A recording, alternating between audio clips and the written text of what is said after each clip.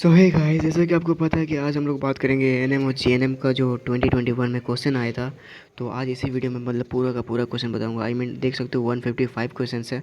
तो यहाँ पर मैं जितना कवर कर सकता हूँ 8 मिनट के अंदर, और इसके और भी पार्ट्स आ सकते हैं एएनएम जीएनएम का।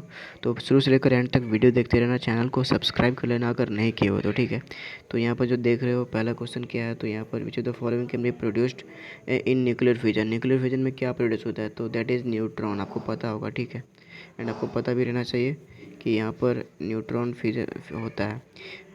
इलेक्ट्रॉन में क्या होता है, न्यूक्लियर फिजन के बाद न्यूट्रॉन का प्रोडक्शन होता है, ठीक है। अब सेकंड क्वेश्चन की ओर बढ़ते आगे। तो सेकंड क्वेश्चन ये रहा कि विच of the following gases is primary constituent of both natural gases and biogas. तो यहाँ पर मीथेन हो जाएगा इसका आंसर, ठीक है। प्राइमरी कॉन्स्टिट्यूएंट होता है नेचुरल गैस में और बायोगैस में, ठीक है, ये मीथेन। अब पेज नंबर 5 एंड यहाँ पर बात कर लेते हैं इसके बारे में। तो which is the following type of mirror use rear view mirror in automobile vehicle. जो गाड़ियों के वाहनों में पीछे का दृश्य देखने के लिए कौन सा मतलब लेंस और मतलब मिरर का उपयोग किया जाता है। तो आपको पता होना चाहिए इसका उपयोग होता है ये कॉन्वेक्स मिरर। अभी 6 की ओर बढ़ते आगे। तो यहाँ पर देख लो, the SI derived unit of power defined as 1 joule of energy. तो यहाँ पर पावर का ऐसा यूनिट पूछ रहा है, तो that is very easy question, what आपको पता रहना चाहिए। और ये बेसिक्स क्वेश्चन है, ठीक है। तो पेज नंबर 7 की ओर चलते हैं। तो यहाँ पर पेज नंबर 7 में देख रहे हो, the slope of VI graph for a conductor represent, ठीक है। VI ग्राफ क्या रिप्रेजेंट करता है, तो यहाँ पर रिप्रेजेंट करता है रेसिस्टेंस, ठीक है। ये आपका ग्राफ देखा होगा VI का, तो यहाँ पर रेसिस्टेंस होता है। पेज नंबर 8 की ओर बढ़ते आगे। तो यहाँ पर देख सकते हो, the phenomena of scattering of light gases or liquid was explained by. तो इसका CB रमन मैं एक्सप्लेन कर देता हूँ। स्कैटरिंग ऑफ लाइट इंडिया में इंडियन साइंटिस्ट के थ्रू हुआ था रिसर्च, और ये CB रमन ने किया था। दैट इज़ वेरी, और इसको नोबेल प्राइज़ भी मिला था, आपको पता होना चाहिए। अब यहाँ पर पेज नंबर 9 की ओर बढ़ते आगे। तो यहाँ पर देख लो, two bulb and b rated 80 watt, to 200 volt and 50 watt, and 200 volt are connected in parallel across 200 volt supply current through bulb is. तो मैं यहाँ पर दिखा देता हूँ, उसका सॉल्यूशन देख लो क्या है, ठीक है। देख सकते हो यहाँ, resistance of any bulb with rated power and voltage can be given by R equal to V square by R, और resistance of A is 200 square by 80, देख सकते हो यहाँ पर। और आई ए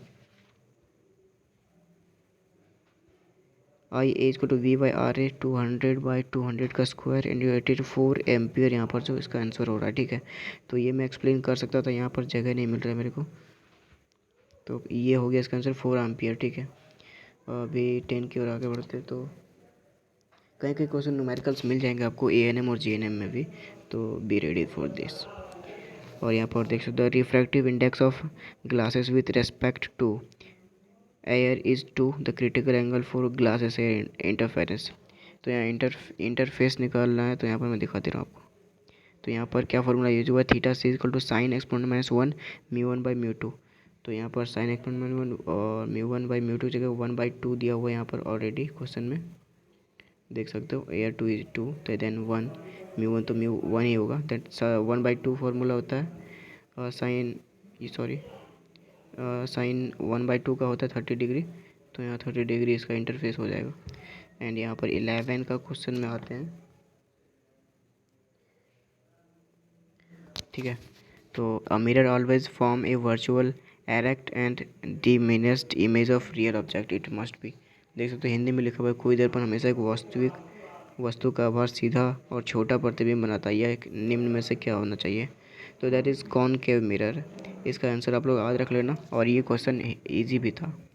अब 12 की ओर बढ़ते आगे।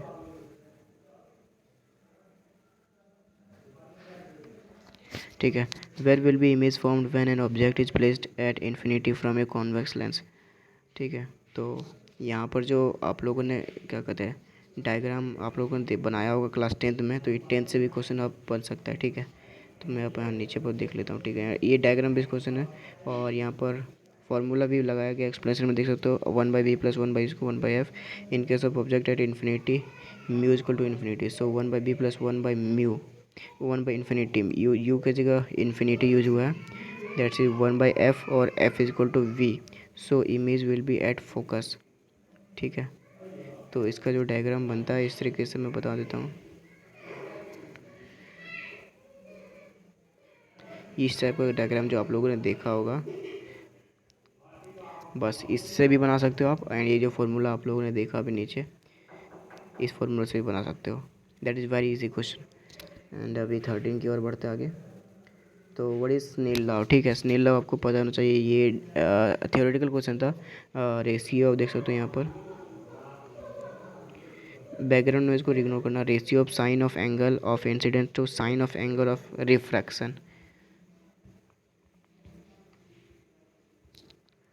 14 पेज नंबर।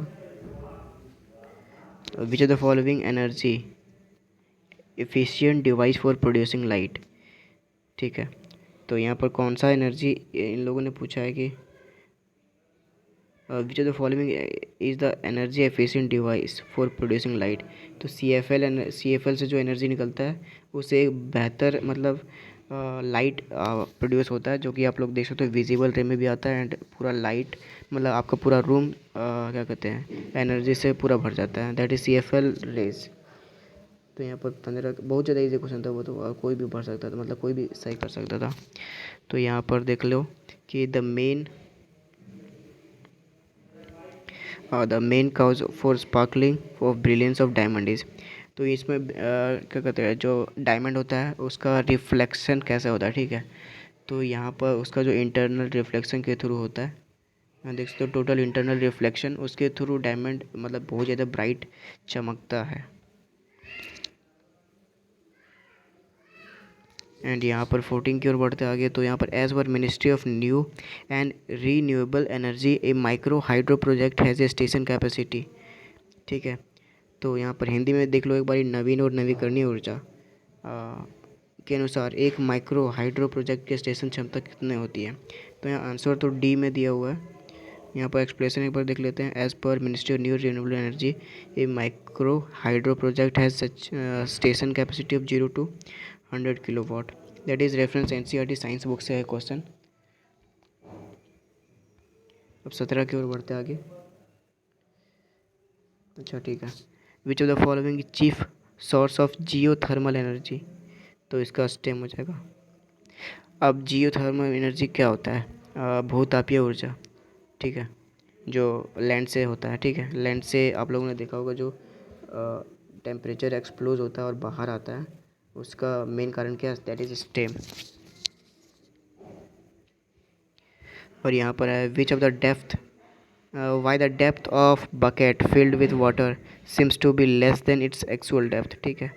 तो जो आप लोगों ने देखा होगा बाल्टी का गहराई है वो रियलिटी से थोड़ा कम या फिर ज़्यादा दिखाई देता है, ठीक है। तो वो रिफ्रैक्शन के कारण होता है। और देख लो यहाँ पर आंसर रेफ्रैक्शन। 19 में बढ़ते हम लोग। LPG is used as a fuel for many residential, commercial, and agricultural heat application, including cooking, hot water system, and heating. LPG stand for। तो इसका हिंदी देख लो यहाँ पर। LPG का उपयोग कई आवासीय, वाणिज्य और कृषि ऊष्मीय अनुप्रयोगों के लिए ईंधन के रूप में किया जाता है, जिसमें खाना पकाना, तप्त जल प्रणाली और किसी वस्तु को गर्म करना शामिल है। LPG का पूर्ण रूप है। तो ये लिक्विड पेट्रोलियम गैस होता है। इसका क्या कहते हैं, सिंपल फार्मूला पूछा गया था, फार्मूला या फिर फुल फॉर्म बोल दो। तो that is liquid petroleum gas. यहाँ पर देख लो। फिर पेज नंबर 20 में कौन सा क्वेश्चन है देख लेते हैं। ये सारी फिजिक्स के क्वेश्चन है, तो बी इसको in which of the following isotope of uranium और petroleum fusion is not caused by low energy, ठीक है। तो ये भी क्वेश्चन फिजिक्स का बहुत ज़्यादा इजी क्वेश्चन था। तो Pu-238 आपको याद रहना चाहिए। इसका रेफरेंस आपको मैं दिखा देता हूँ, ठीक है। Pu-230 is highly stable element, so fission by low energy neutron is not possible। NCERT science book से क्वेश्चन आया था।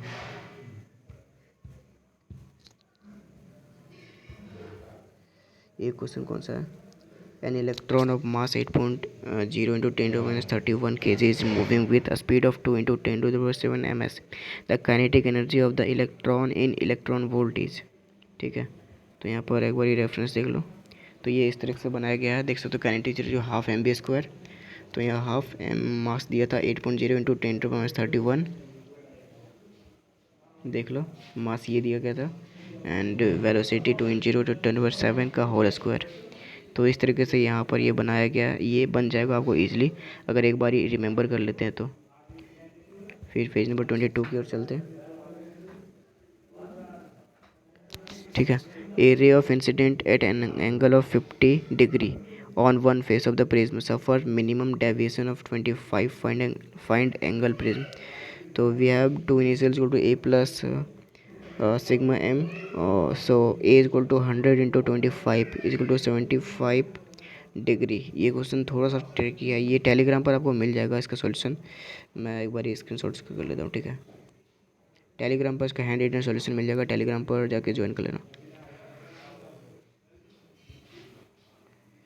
और 23 की ओर चलते हैं। What is the function of liquid field in the space between eye lens and retina. ठीक है, तो यहाँ पर फंक्शन क्या होता है, जो आई लेंस और रेटिना के बीच में डिस्टेंस होता है।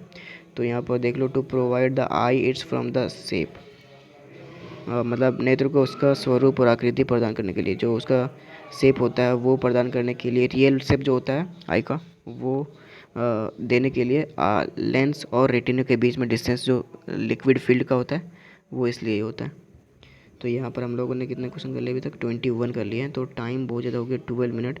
तो अगली वीडियो में भी मैं 21 करके करवा दूँगा। तो मिलते हैं अगली वीडियो में।